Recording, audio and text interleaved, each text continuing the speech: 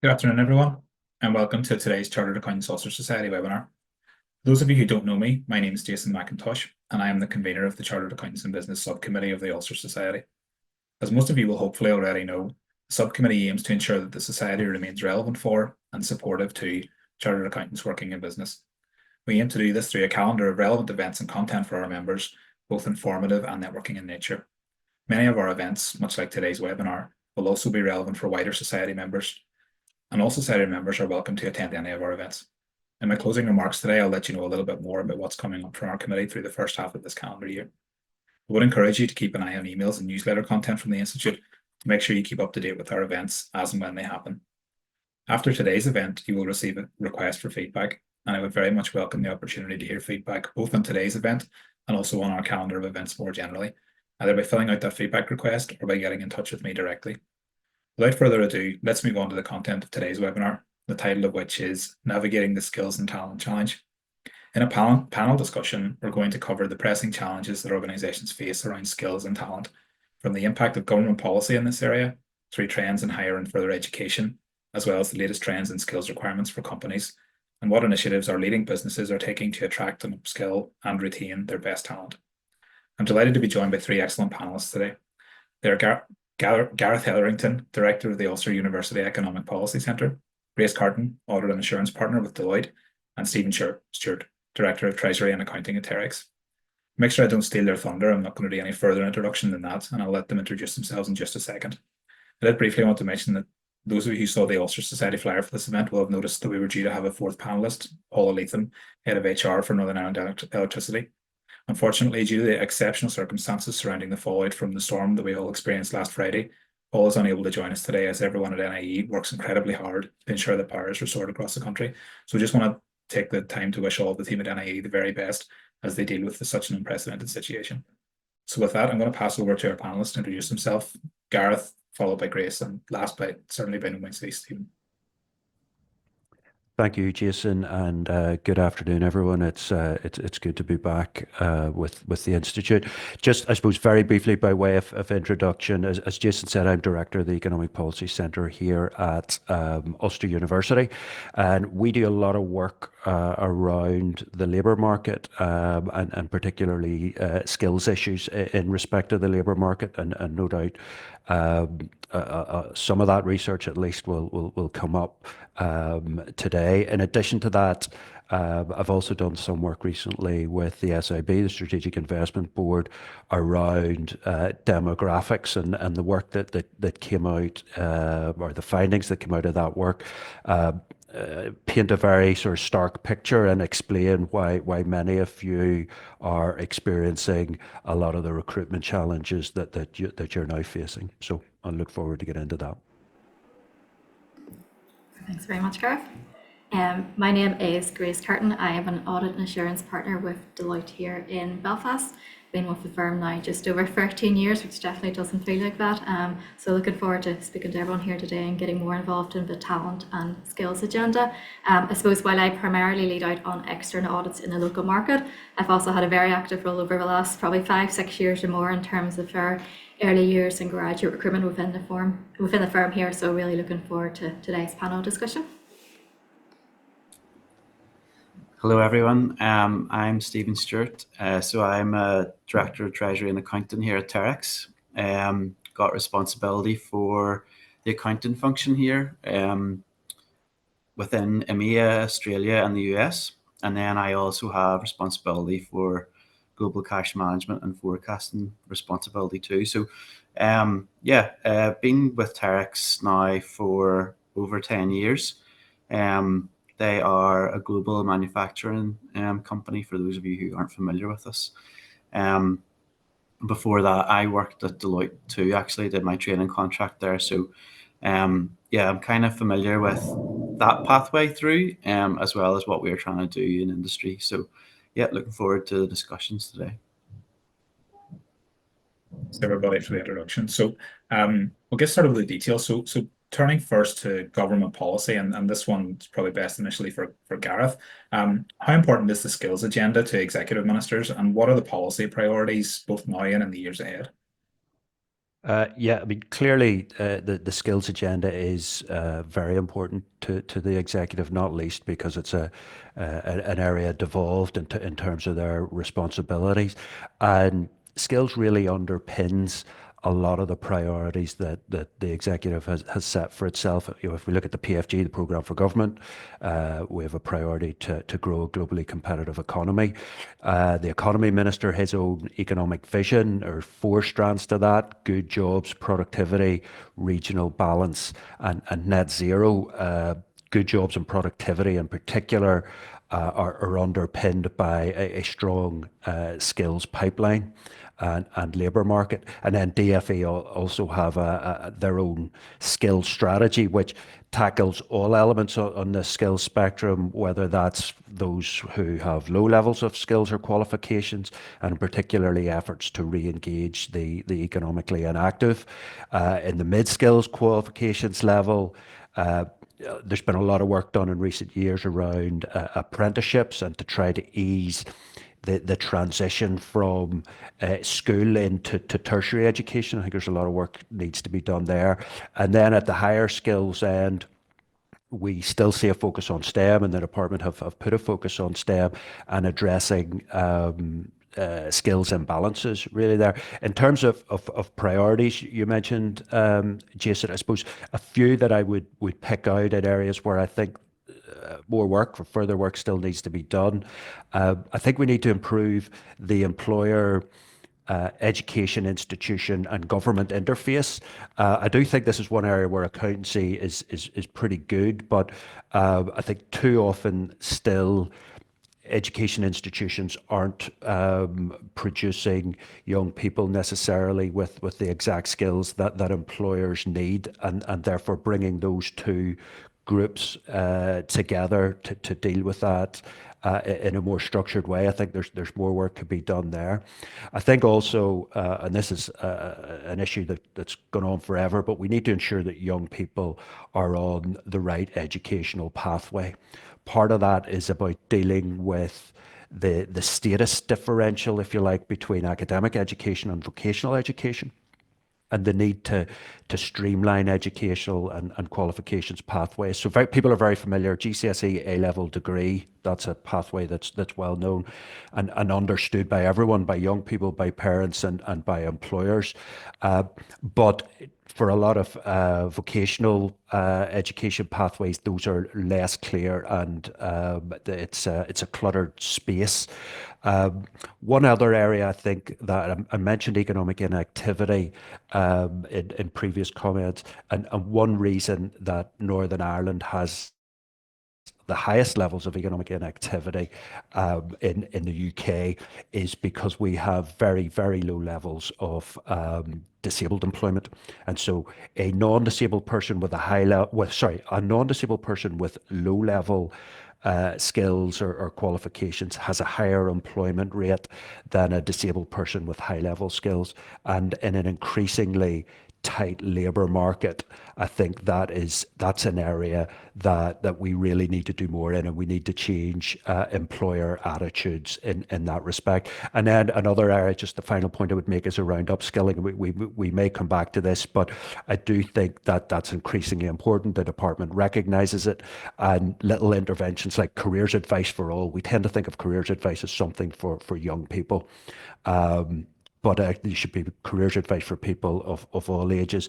And I think also there could and should be more work done around expanding skills academies. So they have tended to be for larger firms. They've tended to focus on the tech space, and they've tended to focus on people with higher level skills and qualifications. And I think they could do a lot more in terms of getting into other sectors, smaller firms, and people with lower levels of qualifications. Thanks, Gareth. I think that interface between government and particularly employers and education is one we'll probably come back to as we talk through the other topics. But just throwing it out to either of the other panelists, any comments to make on that one before we move on to the next one? Yeah, Jason, I might touch briefly just another area I've noted in the draft programme for government. It's around the proposed skills fund for women returners to the workplace. I suppose it's been quite topical internally at the minute. So Deloitte in Ireland has recently initiated a return to work programme designed really to support those who've taken a career break of at least 18 months, but in some cases actually over 10 years, and wish to get back into the workforce again. Really, it's designed to provide the opportunity to join the firm for a more structured and supportive, initially 6-month placement program, but designed to get to that point where it's a permanent role as well. But it's a bit more structured in that people join as one cohort, so we're not just joining on their own after being out of a workplace for 5-10 years or more, and there's a more formal coaching and mentoring program in place as part of it. I suppose where this has come from, we find there is a pressing need across Ireland to lower the barriers, which is prevent the skilled and experienced professionals who have taken those kinds of career breaks from returning back into the workforce. So I do think the proposed skills fund here and the development of that fund in this area would be a really important step forward to remove that potential barrier and encourage returners to the workforce, as long as the right support measures are in place. Thank you, Grace. That sounds really interesting. Maybe if we move to looking at the very start of the talent journey, and that's bringing talent into the organization. So how are you currently approaching recruitment? What are you doing to bring new talent in, particularly in the accountancy and the finance profession? And how, if at all, does that differ from 10 or 15 years ago? I'm thinking specifically for accountancy, you know, that sort of traditional milk round route, and I think things have changed a little bit. But maybe Grace, over to you first on that one. Yeah, no problem. I've definitely seen a lot of changes over the last 10 years or more since most of us here have come through the milk around route. So I found a real move away from the traditional milk around student programme and a real focus across practice on recruiting talent from earlier stages of university life. For example, we see most of our applicants now that are applying for grad roles, they've already done summer internships. So most of the students in the top talent are really locking in for grad roles from first or second year at university. The strongest students have already completed a number of internships. So for us as a firm, we've really shifted our focus more towards converting placement students and summer interns into grad roles rather than solely recruiting final year students into milk round. We know probably the best performing students are sitting on multiple offers across the firm, and we expect that. So I suppose for us, the experience that we're giving those interns while they are with us here, be it during the summer or in that placement year, is more vital than ever now. We are, as a result, investing more upfront in those programs for longer term gain, hopefully. The aim of the internship program now really has changed quite a lot. The students are expecting more commercial visibility. They want access to senior leadership within the firm. They want to work on real live client engagement, so no longer working on what would have been sort of dummy audits in the days. They're keen to get to networking events, and we provide more leadership skills sessions during the time with us. So expectations have definitely changed. I suppose given that how early those offers are secured now, so if someone's getting an offer in year one out of a 4-year course, you do need to really stay on top of those students and keep in touch with those, and they will be snapped up by other firms. So we've had a real focus now on what we call keep in touch events. Now that can be really simple, such as the body or someone in the firm just keeping a link in or meeting them for a coffee every so often, or inviting them along to some of our social events during the time. What I also find really valuable is actually the partnerships that we have with the local universities and schools. So it's really helpful for us to stay front of mind to the students and get access to those targets. The lecturers at the universities here, across both universities, really value the input from the firms. For example, providing guest lectures. I know we've done quite a few recently on the likes of ESG and robotics and AI, and it helps the students and the universities if the firms are coming along and actually putting, I suppose, practice to the theory that they've been learning. We are seeing increased competition for graduate talent as well too, as many firms are. With students actually have a lot more options now for accountancy training contracts than they would have had back when we joined the firm. So I suppose as Stephen will speak to as well too, many of the industry firms are now offering options for training contracts, whereas back probably 10 years ago it was largely in practice. So I suppose we have had to change our ways as a result as well and adapt to that. Therefore, we're bringing in more of a focus again on the apprenticeship route, or what we call Bright Starts within the firm. Essentially what that is bringing students in who've just done their A-levels. They would come and complete the accounting technician exams in year one and ideally progress into the ACA and CAP 1 exams in their second year with us. We've actually had some brilliant talent come through that route in recent years, and quite a change in views actually on those students in terms of university life. They're not necessarily seeking to go to university for the social side anymore, and the younger generation's views have changed on that. We're seeing some really mature students coming through from A-levels, and they know what they want to do and keen to start working through their career.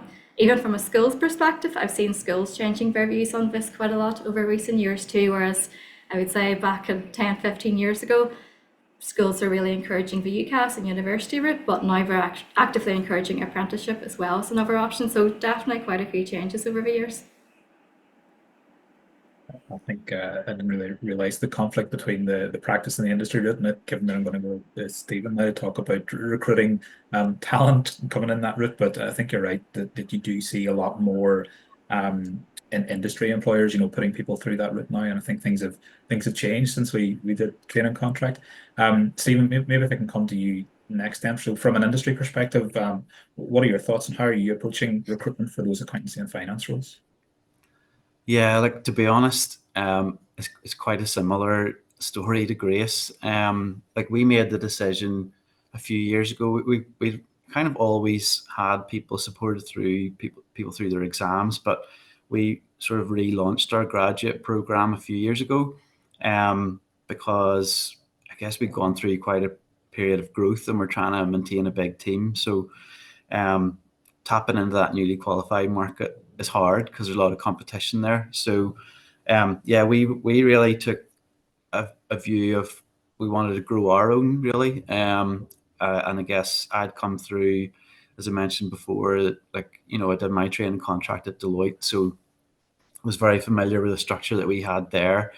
But I felt, you know, that this was a different offering that we could give. One that was more practical maybe in terms of actually a lot of the time.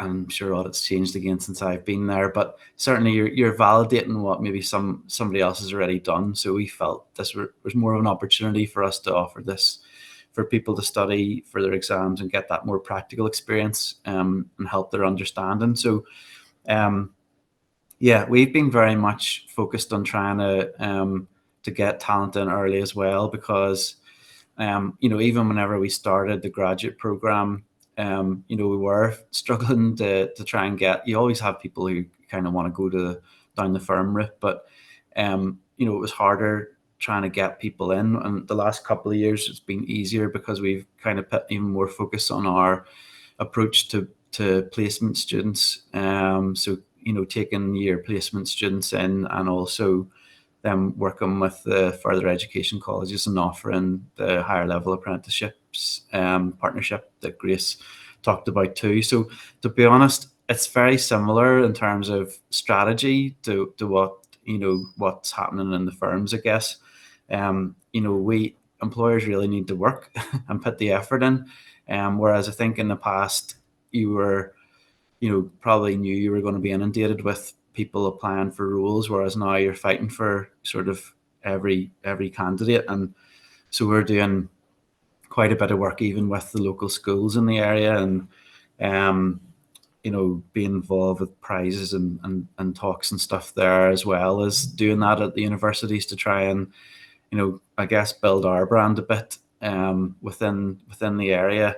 Tax is normally well known at a graduate level for engineers, but not so much finance. And we put quite a bit of effort in a couple of years ago to creating like promotional videos and having our team talk to their experience, and that's been really helpful. Trying to educate people, I guess. And there's this other option here: you don't have to be an engineer to have a career at tax. So yeah, but just taking a look at how we were sort of advertising ourselves, and realizing that we needed to do something differently. But yeah, as I said, it's certainly I think it's a lot more work for us as employers than it was before. Thanks, Steve. Couldn't find the unmute button there. Gareth, maybe just throw that one quickly over to you, just in terms of obviously we've heard the challenges that Grace and Stephen have talked about, and things maybe moving a little bit earlier in terms of engagement and trying to bring people in. Is that something that you see across other sectors as well? It is, in terms of, I suppose, the big challenge that we face. I suppose I'd sum it up in a few words: we don't have enough people, and I see attitudes changing across all sectors. Um, where 10 years ago, when I started doing this piece of work around skills and the labour market, employers were complaining about not getting the oven-ready graduate, or I can't find the person with the right skills. Employers are increasingly going, I can't find a person. So that's really ramped up. I think part of that, I've mentioned the demographics work that we had done. For SIB last year. And what we're seeing, I mean, some of the trends are very stark. What we're seeing now is, and between now and 2050, a significant reduction in the number of under 18. So our school estate, for example, had in 2020 had 60,000 surplus places, and there will be 53,000 fewer under 18s by 2040, and we're building schools. So there's a bit of joined up thinking needed there, but we're going to see a very significant reduction in the number of under 18s. The labour market itself, that age group, the 16 to 64, will remain broadly static. Now that might seem okay, but for most of the last 30 or 40 years, we've seen very significant increases in the working age population, around 90,000 per decade between 1980 and 2010. Now that fell quite significantly in the 2010s, but there was quite high levels of unemployment as a result of the fallout from the financial crisis. So there was slack in the labour market. We don't have that now. And so the challenges that employers are seeing now, that's the new normal. That's going to continue into indefinitely, and then obviously we've got a much higher older age population, which is going to put increased pressures on the health system. But in terms of the search for skills, I mean, everyone I'm sure will be very familiar with, we've got this undersupply of STEM graduates, and STEM tends to be predominantly male, so there's this drive to get women into STEM. And when you look at the numbers and the qualifications, it's around 30% of men in higher education are studying STEM related subjects. It's only 14% of females. So from a STEM point of view, you can completely understand the rationale. We need to get more women into STEM, but where are you going to get those women from? So in the end, you look at, well, where are women overrepresented in higher education, and they tend to be in the public sector, and in particular, medical related subjects. So only 6% of men study medical related subjects. So I'm not talking about doctors and dentists. The big area here would be nursing, but also you have pharmacy, physio, ophthalmics, those types. So 6% of men doing those subjects compared to 23% of females. And guess what? There's an undersupply of those too. So if we're going to take women out of one area and bring them into another, we're just creating an even greater skills issue elsewhere. So we need more people, and that then obviously opens up the whole migration debate, which is becoming increasingly tense. And even from a Northern Ireland perspective, when we look at the change in trends, post-Brexit, people were concerned that migration would actually fall, but that clearly hasn't happened. And in Northern Ireland, certainly from a NINO, the National Insurance Number registrations that we've seen, that's higher now for the last 2 years than it has been since 2007. But where they're coming from has changed. It was predominantly EU before 2020, and it's now predominantly Asia and Africa are where our migrants are coming from, and a lot of them obviously moving into the health service. So we don't have enough people is the big challenge from an economic perspective, as I see it from our work and our research. Thanks, Gareth. Stephen, maybe coming to you. So specifically from a Terex perspective, and this is maybe outside of accounting and finance, or maybe it's within, where do your teams struggle with talent attraction, and maybe the converse of that? What areas are growing quickly? Yeah, I mean, I think in terms of like where we struggle, like it's maybe quite specific, but I guess my experience has been more, people seem to be like in vogue to want to be like a finance business partner, or have some more glamorous title than an accountant. And so what I've seen a lot of work move from around the world into our centre here in Northern Ireland. But and that's been brilliant, for us as an area, just bringing not just core accounting work but treasury and things like that. But one of the things that we've struggled with has been kind of core technical accountants. So like our kind of experts, if you like, all sit in the US in the corporate accounting team. There's been a couple of times where we've tried to look at bringing some of those rules over here, and that's been an area where probably quite specific, but where we've struggled more. Um, and I guess where kind of linking from that, where is biggest growth area? I think the obvious one people talk about ESG, and I'll let others maybe cover that more easily than I could. But you do have that, but more, like as I said, people just kind of they want that kind of more a lot of people seem to want that more commercial accounting experience, and have that sort of role. And we see that, and sometimes that's nearly like a rebranding of a role rather than it's not necessarily a different job, it's just what it's called. But yeah, like that seems to have been over the last few years, as far in from an industry perspective, where I can see the biggest kind of growth is that more commercial side of things.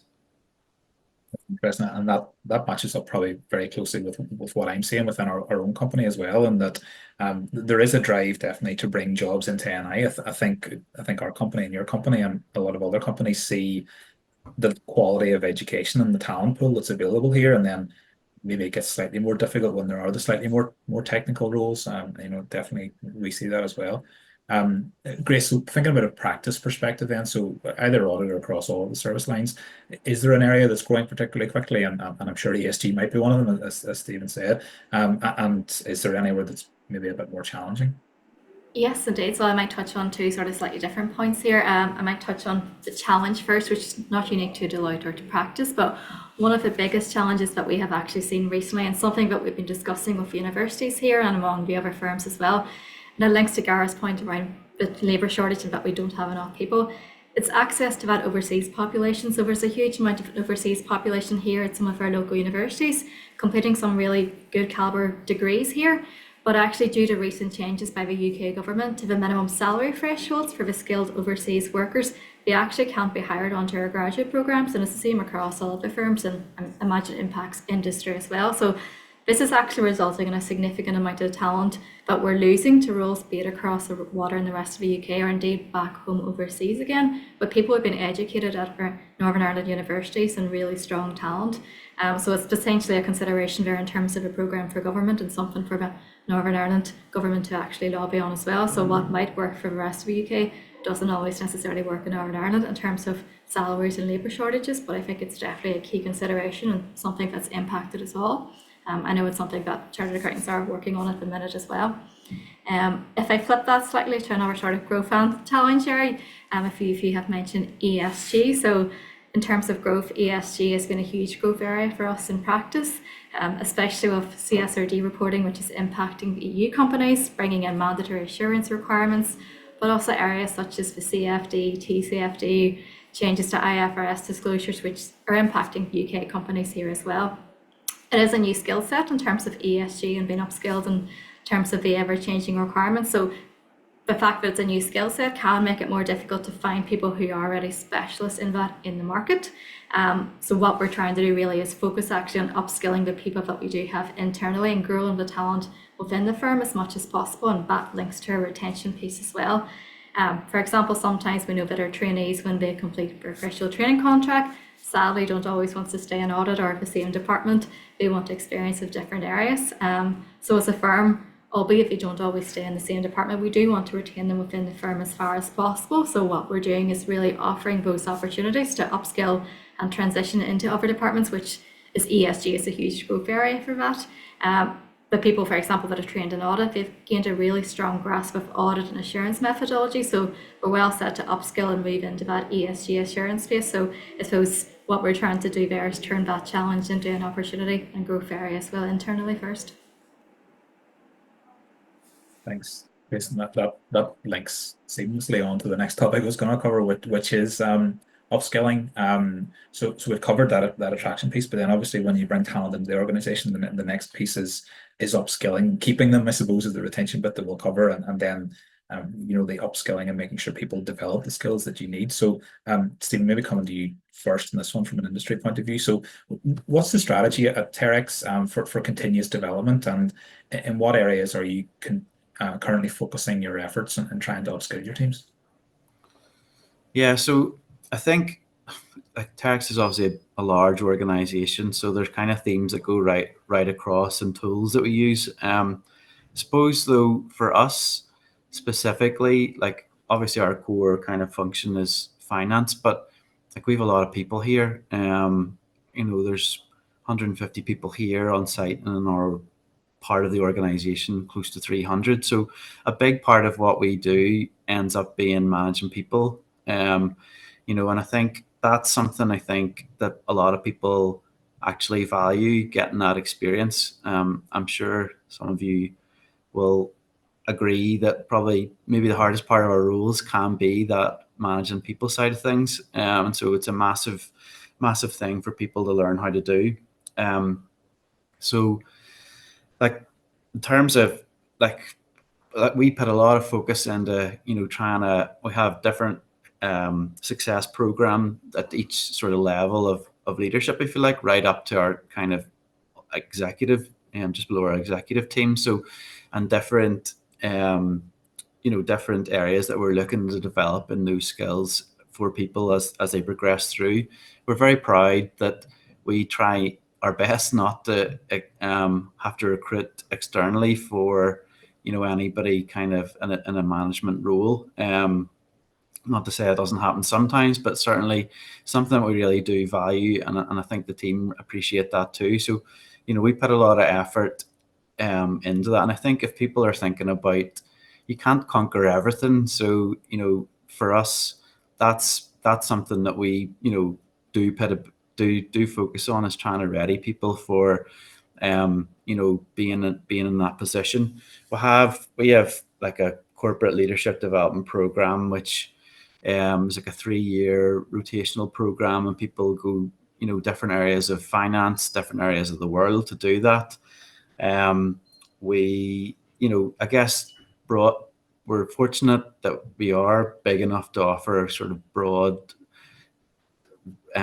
experience. And we just recently acquired did a pretty big acquisition in the US, and getting people the opportunity, just we're constantly looking at the team and trying to seek out opportunities for them to broaden their experience, whether that's in going to tax or FP&A type role, or being involved with an acquisition, but really focusing on monitoring the team, making sure that we're trying to broaden their horizon as much as we can, and at the same time then, as I said, focusing people on trying to help develop in those sort of leadership positions as they go. So that's where we've saw. I mean, obviously there's the things that are happening like now in terms of automation and whatnot, and maybe talk a bit more about that in the future, but certainly that's been our approach, and that we've taken. Thanks, Stephen. Yeah. I think on the management side, I think that's definitely something that we see as well, around trying to help people learn that management piece. It's not easy to people manage, certainly, and particularly when somebody has come from being a really good individual contributor, then trying to help them to learn that people management bit is definitely a challenge. So Grace, maybe from a Deloitte perspective, then how about you from upskilling teams? Because obviously, and again, similar to Stephen, but you've got people growing through their careers, and then I suppose you need to help people continually growing regardless of what stage of their career they're at. Yeah. So I already mentioned ESG. It is a continually evolving area, and it will continue to evolve over the coming years. So something that across the whole firm we are upskilling on, especially as the legislation updates. We've also started to offer some of our graduates coming in for your training program from this year more opportunities, in that when they join, they can complete rotations or secondments into the ESG assurance team. So they are getting that broader skill set and not just spending the 3.5 years in audit, for example. So we are experiencing more and understanding more about our clients and the wider business, and not just the financial side of things as well. So that's really important to develop those core skills. We've also, so I suppose the CPD and the accounting training and updates are really a given now. We've increased our focus on top of that in terms of, similar to what Stephen said, but developing those leadership skills from earlier in the careers.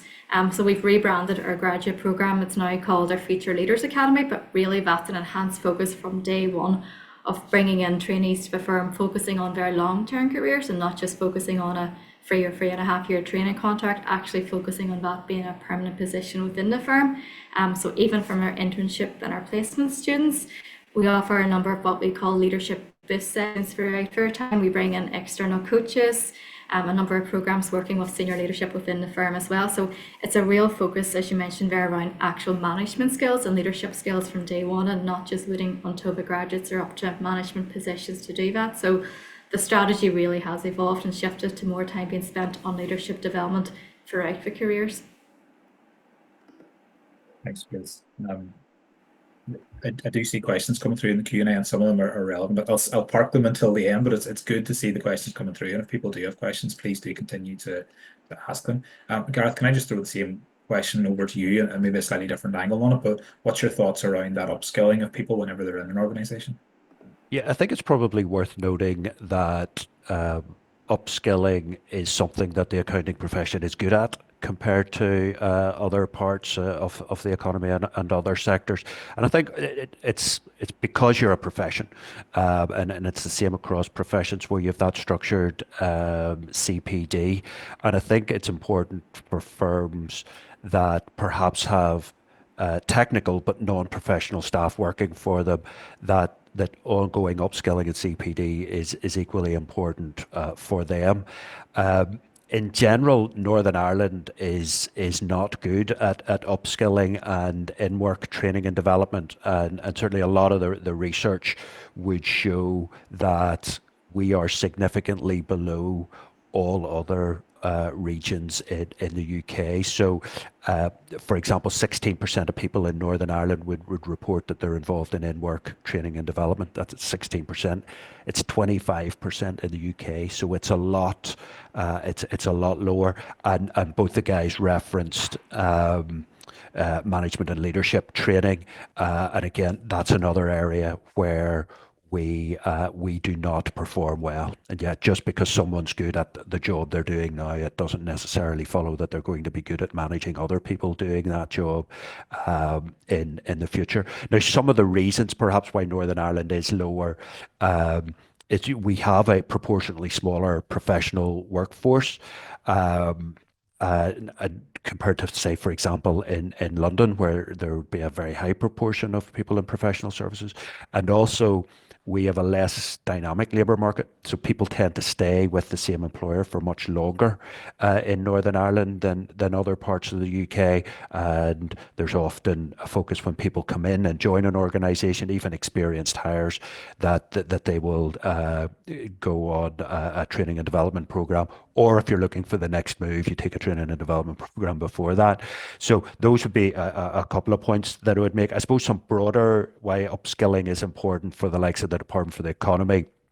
As the labour market ages, as we get older and you get more older people in the labour market, some roles are going to become redundant, and that new roles are developed, and you want to try to keep people in your firm as much as possible.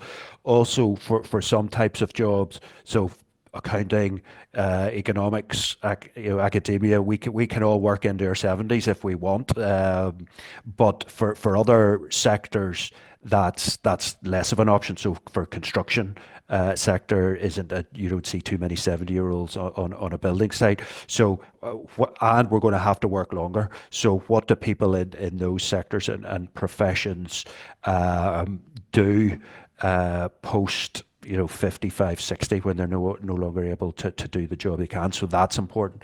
And then also, we move as firms continue to automate and adopt technology.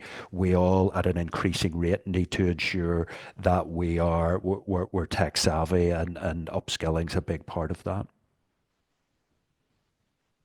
I thought I saw a few wide eyes whenever you were talking about working in the 70s there, Gareth, but I'm not commenting who that might have been.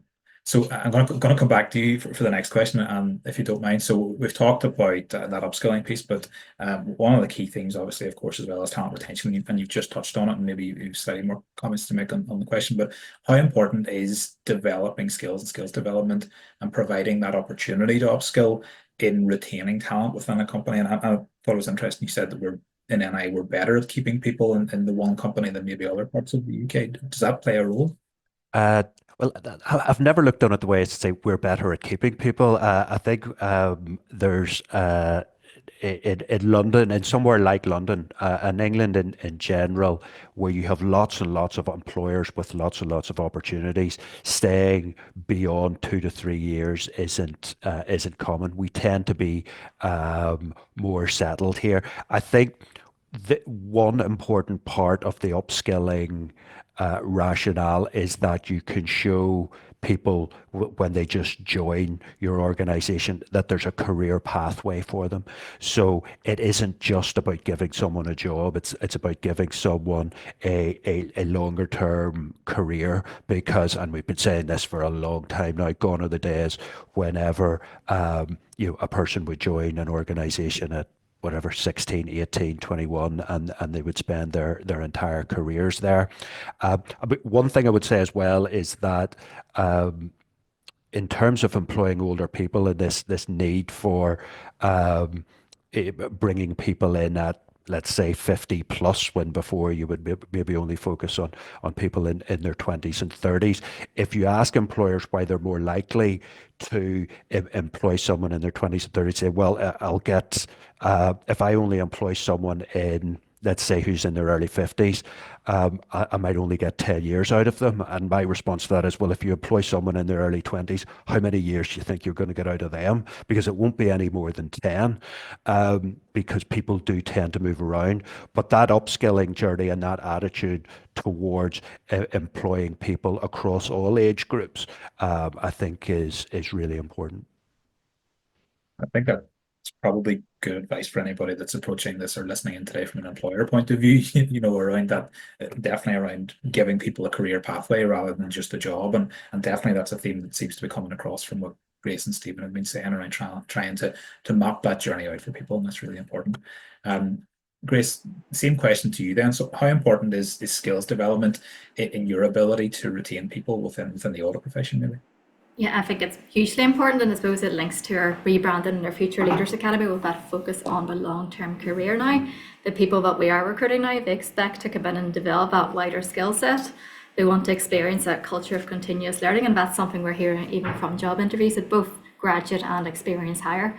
It's not just about investing in the technical accounting skills, which is a given across the firms, but a much wider investment in terms of that leadership development and the management skills that we've discussed is really key, and that's what where people want to get upskilled in, and that's what they really value. Technical upskilling course is really important, but taken as a given, as a firm, employees expect much more of this. So they seek out training on ESG, the latest technology. So we seek training on analytics, Gen AI, and so on. Mentioned already, but it's really important that we can provide opportunities to work across the wider firm. That's been really beneficial for us for the last few years in terms of the overall retention piece. And probably a bit more wider again is actually providing, which I've done myself, secondment opportunities with our firm globally. So we're set up in 150 odd countries. So if someone is interested in getting a bit of international experience, that's something we're keen to facilitate. Ultimately, a lot of those people do return back to the firm again, be it in 1 or 2 years' time, having had that experience and working across various locations and with clients in different countries as well. So it's important that actually as a firm we try and facilitate that as much as possible, because that it actually does gain some long-term buy-in from employees as well. Yes. Same question to you then around developing people and links to that retention. But Yeah, it's hard not to agree with the sentiment. And I think I suppose what I would add is we do a talent survey every year for the team globally, and it's always something that comes up, as obviously being of the most utmost importance to people. So people, it is obvious, but people they tell us that it's important too. So that's their voice telling us. So of course it is, and if we're not doing that, then the retention is going to be an issue. And I've talked about the model we have, and sort of suppose similar to what Grace said about, opportunities for travel and also promotion and whatnot. But people always expect more. We can't keep on doing we offer a kind of standard CPD, but something that we have just launched this past year, which has been really good and encourage people to look into, is just a partnership, with LinkedIn Learning. So if you're not availing of that, I urge you to have a look at it. It's absolutely amazing how much material is out there, and allows us. I just talked this morning actually about what we could do in terms of trying to, even recommend 2 or 3 videos a month that people could look at, as well as something they might do themselves. But there really is a vast array of things, from more technical accounting to just soft skills, or things that might be of interest to people like Gen AI or desktop automation. So that's been something that's been really positive. I'd say we're still in the early days of it, but from what I've seen myself, it's really, really good, and I think will be something else that's helpful for people just in that offering.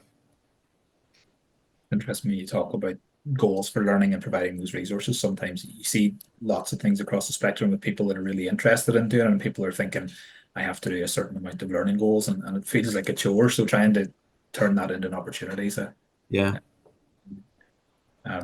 So we do have good questions coming through. So I want to try and turn to the Q&A section now, if you don't mind. We've got 12 minutes left, so should have good time for this. So the first one's come through then. So Grace, this one's for you. So do you find there are many non-relevant degrees now looking to get into accounting, or is there a way to go on branching out? And I'm conscious, I think both you and I were non-relevant. So what does that look like now? Yeah, no, I find it still similar even since we joined back in the day, where I would say half of our year group probably did come from what we'd call a non-relevant background. It's still similar, so albeit we get lots of the accountancy students here applying, we do get a lot of our trainees coming in from psychology backgrounds, law, engineering, maths. We've seen a real mixture over the years, and we're certainly open to all backgrounds because that really provides a real diverse skill set. We've started to get out to, I suppose, it's actually just ensuring that those students in non-accountancy backgrounds know that they have those opportunities and we're not only seeking accountancy graduates, so that's what's really important. We've tried to get out more to others, so although we do guest lectures with the accounting schools a lot, we were out there just about a month or two ago with one of the law schools and doing a lecture to first year law students. So it was ourselves and 2 law firms, so I suppose we were there to say, look, this is great, but here's other opportunities you can do as well. So it's just getting the word out there that actually we do recruit from all backgrounds and getting more linked in with other university degrees and schools as well. But certainly we're seeing a mixture of applicants from a range of backgrounds, which is great to see. That sounds like, given what you're saying about bringing people in different routes, you've got lots of people not even studying anything at university. You're bringing people at earlier stages too. And even some of A levels, actually just thinking some of our apprenticeship interviews recently, a lot of A levels we're studying. They're not necessarily the traditional maths A levels or some of the A levels we would have seen. It's some coming from more engineering type A levels, some business, some politics. It's a real mixture of everything, but we're still keen on getting into the accountancy pathway. So there's a question here around minimum wage and those sorts of themes. So maybe Gareth, I'll throw this first to you. But how do you think the minimum wage increase affects things like, and we were talking about traditional accounting training contracts, but I guess that applies across multiple sectors. How does that increase affect things whenever you try and generate value for that salary level?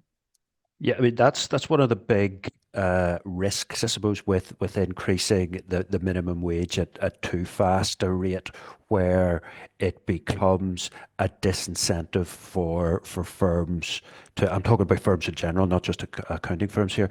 It becomes a disincentive for firms to recruit younger people, and so it gets to the point where the market, in terms of the fees that can be generated, it can only bear that wage from someone who's more experienced. And the other, I suppose, big issue as well is that whenever you lift the floor in terms of the minimum wage or the national living wage, there's also a requirement to maintain some form of differential, so that the person the next grade up also needs a reasonable lift from the minimum wage. And so what you tend to see then is not just the people at the bottom earning or seeing their wages rise, but also that has a very significant staff cost quite far up the grading structure within businesses. So it can be an issue. I mean, whenever you look back, the minimum wage was first introduced in 1998, I think it was, and employers were jumping up and down saying this is going to lead to significant unemployment. It has since increased very significantly relative to the average wage, and we're still waiting to see that have an impact in terms of higher levels of unemployment. That's still not happening. There is a sense that we could be approaching it. You don't know you're there until you're over the edge, as it were. But there is an increasing sense now, talking across a number of sectors, that if we take hospitality and retail, for example, who employ quite a high proportion of people on minimum wage, that it's becoming increasingly unaffordable. And so yeah, it's a real risk. Thanks, Gareth. I'm going to move to a different thing because the questions are coming thick and fast, which is really good to see. So there's a question around organizational culture, work-life balance versus salary becoming more relevant for people, particularly after the pandemic. And maybe we can link this into that sort of working from home piece as well. But the drive back to pre-pandemic ways of working in a post-pandemic world seems to be happening across a number of organizations. And the question here is, it can put women with children in particular at a disadvantage. So do the panel see this as a significant risk affecting the attraction and retention of talent, and how do you address that risk? Grace, maybe I think you touched on a similar theme at the start, so maybe that one first to you. Yeah, and I suppose first of all, I'd say it's important that we are having those interactions in person as far as possible and working with our clients and understanding their businesses, but actually that flexibility is what's still really key. So even if I think about some of the interviews we've been doing with experienced hires recently, the question we always get asked is what's your policy in terms of in-office working versus hybrid? So we do have a hybrid policy in place, and I think that flexibility when recruiting is really important, especially given the tight labour market that we do have. But it's important that we manage that in a way that we're not jeopardising both client relationships and the on-the-job learning. So I suppose for us, as we are predominantly an in-person business, but we do provide that flexibility to staff to manage their own time. So we don't mandate set office days, which is important, especially if you think about those women returners to the workplace, or providing flexibility around childcare and that as well. What we think is important is we provide we get teams to come together for what we call the moments that matter. So be it the training programs or the work on the client side, but it's really important as a firm that we still have that flexibility so that we're not discriminating against those types of workers. Thanks, Grace. Gareth or Stephen, you want to come in on that one as well around that topic? Yeah, I maybe just make a few comments. Yeah, I mean, it's about balance. As Grace said, it's about getting the balance right. It's my view, I don't think we have got the balance right in terms of, I'm not sure people are in the office enough. And I think the people paying the biggest price for that are new recruits and people who have entered the labour market in the last few years.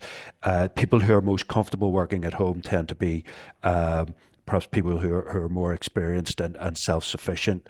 And my attitude towards that is, okay, I get it, but actually you also, and maybe they feel they're able to do their job better at home where you're uninterrupted, but an important part of their job is developing the next generation, and that's being abandoned. And there are a lot of opportunities that for young people to learn just by observing, their managers, and a lot of that is being lost now. And even just to take one example, I know that's within the institute, and this isn't just the institute, but whilst no one, I'm sure, enjoyed getting up early on a Saturday morning to go into class, to study for their accountancy exams, that was a really important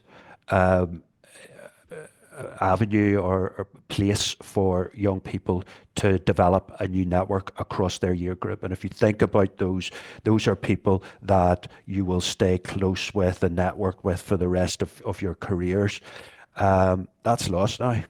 It's all done online, and that's not terrible if you're in a large firm. But if you're in a small firm, you're not developing those same networks as before. And so I think that yes, flexibility is important for a lot of people, but there's a convenience element to it that I think is taking precedence over priorities, particularly for younger grads and people who have joined the labour market post COVID. They don't know any different, and I think that still needs to be. We still need to find the right balance there. It's interesting. My attitude to Saturday morning classes has probably changed in terms of the benefit now, reflecting on it versus whenever I was I was having to go to them. But I think it's an interesting point. Maybe move on to the next question just to try and get through these. So, Stephen, I'll come to you because I think you mentioned this as part of your conversation. So, there's been an increase in talented young people not aspiring to management and leadership roles.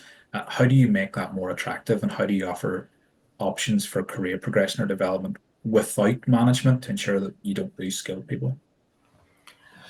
Yeah, no, well, because we have a lot of people here, you see the ones that aren't keen or comfortable, maybe at a particular point in their career or right way through it, that don't want that management responsibility of people. But it doesn't mean that you can't have a management responsibility and a function. So yeah, look, certainly it's something that we offer. Whether that's kind of more project management role or an area of specialism, like there kind of has to be something. I guess you can't just be. You have to progress and have some sort of uh, thing that differentiates you. So if it's not kind of managing people, it's usually that people are focused on a particular area and become a specialist in that, and that's where we see people progressing and assuming those more senior roles that without necessarily being over people.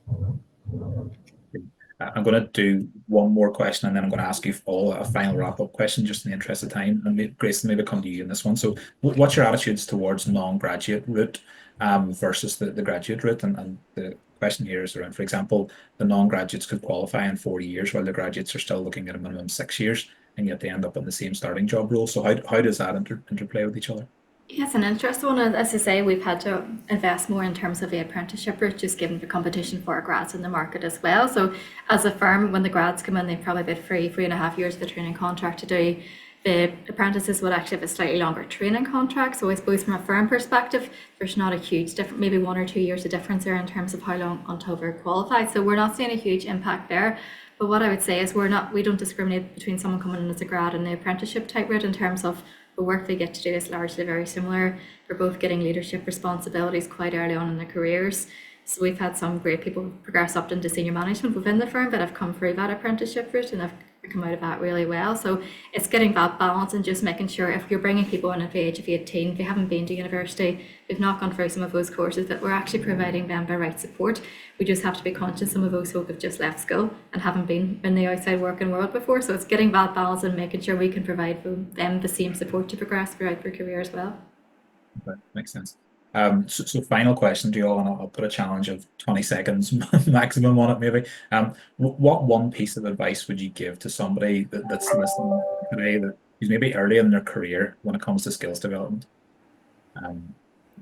Stephen, you're unmuted, so I'll you first. I think I would just say don't focus on trying to climb the ladder as quickly as you can. I think people are very focused on promotions. And my advice would be more try and get as broad and experience as you can, rather than just being preoccupied with the next thing, next level. Good advice. Grace, what about yourself? I would say just be open and always willing to learn and ask a question. No matter how long you're in a role or what level you're at, the requirements around the world and standards and legislation is constantly evolving and changing. So you'll probably never be done learning, and it's just having that realization that that's okay and it's good to ask questions. Thanks, Grace. And Gareth, finally to yourself. Yeah, I suppose following on from my last comment, my advice would be get into the office, stay there. And yeah, I suppose I agree with the comments the other guys made, just in terms of be curious, be hardworking, develop your attitude, and yeah, just seek to reach your potential, really. Thanks, Gareth.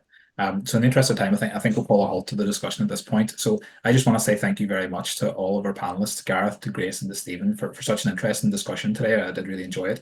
It was good to hear your perspectives on the topic, and there's a lot to talk about, and there's a lot for all of us to think about based on what we've covered today. Thank you to everyone who posted the questions and the Q&A. It's good to see so many coming through, and thank you to so many people for attending the session. This recording will be available shortly for you to watch back again.